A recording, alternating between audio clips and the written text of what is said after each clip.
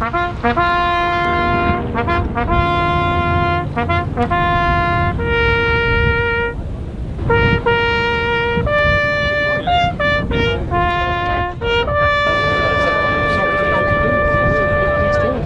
December the 28th, 1917, the SS Alfred Reed, Liverpool Pilot Boat number 1, hit a mine while on service near the Barlight Vessel. Number 1 sank very quickly with a loss of 39 lives.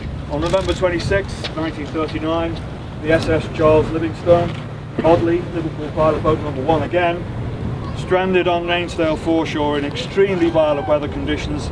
23 lives were lost. From today, these two tragedies are publicly remembered thanks to the energy and commitment of Carl Leckie and his wife Rose, and the generosity and cooperation of Wirral Borough Council. Eternal Father, strong to save, whose arm doth bind the restless wave, who bids the mighty ocean deep its own appointed limits keep. O hear us when we cry to thee for those in peril on the sea.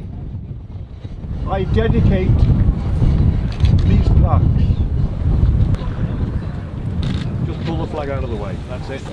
Bravo, well done you. Well done. Everybody ready? Yeah, go! River pilots, obviously, are the most integral part of that. And it wasn't for the good work that they've done in the past and today, I don't think we'll be as wealthy as we are this part of the world.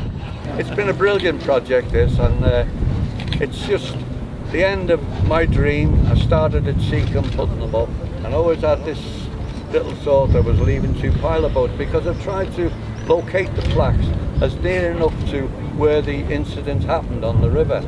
We will now be better able to remember them. Anna?